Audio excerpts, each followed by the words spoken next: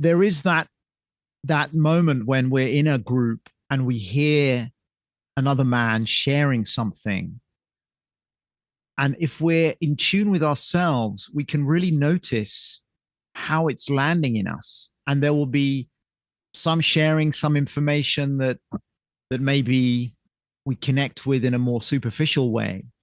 But there will be those moments where we hear something that touches us so deeply that we recognize that that man is essentially sharing a truth that we share. And in that sharing, in that shared awareness, that's where the transformation can start to unfold in a really a spontaneous way, almost without us trying. And I often think of the example of I think you kind of alluded to it. When we pluck a guitar string in a guitar shop, we can hear the other similarly tuned strings resonating in the other instruments. And the idea is that as we build connection, trust, safety, coherence in the group, we become that larger resonance body for each other, which means that the individual process of our sharing has more depth and more profundity and can unlock more of our own evolution.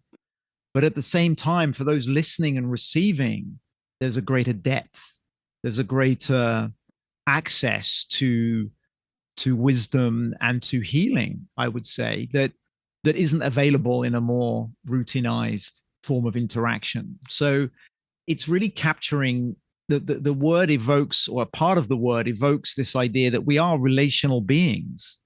And as we become more skilled, more aware, more sensitive, more subtle in our attunement, in our interactions, a lot more becomes available for us as individuals and as a group. And of course, in the group, it's our alchemical vessel in a way for our transformation, but we carry those capacities out of the group into how we relate with our partners, our friends, our family, our colleagues.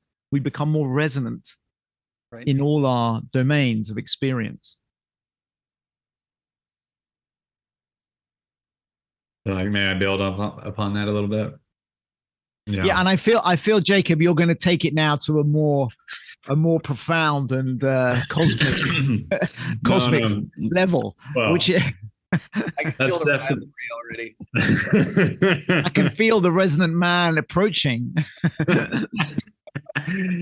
Well, no, what I was going to say first and foremost is like, even having, participated so intimately in the visioning of this material, there was still a moment there of like, I need to tune in to what resonance means. And actually listening to Matthew, like there was this shift. I could already feel like I'm starting to like sense the resonance in all things. And there is definitely this sense of just how important vibrations are to human beings and to human communication. And when we are participating in embodied dialogue, we are these vibrating organisms, and there's a way in which the distinction between disembodied speech or disembodied presence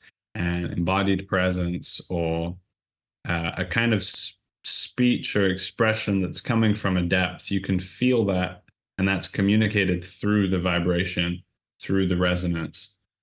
And so there's this intricate landscape of vibrational interaction, if you like, of vibes that we're constantly moving through in the world. And the resonant man is somebody who's on the journey of becoming tuned into that. The depths to which we can become attuned to that is more of a mystical and spiritual question than a scientific one, because it begs questions like, well, how deeply could I be attuned to where my heart is truly calling me?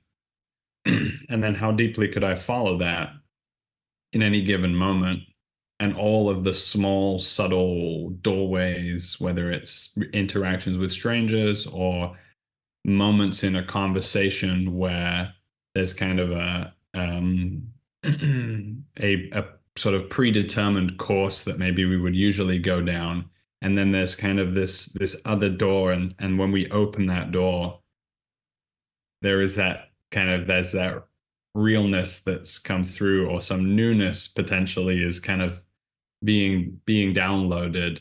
And the nature of healing, I would just close with here, is, to heal is almost always to step into something new.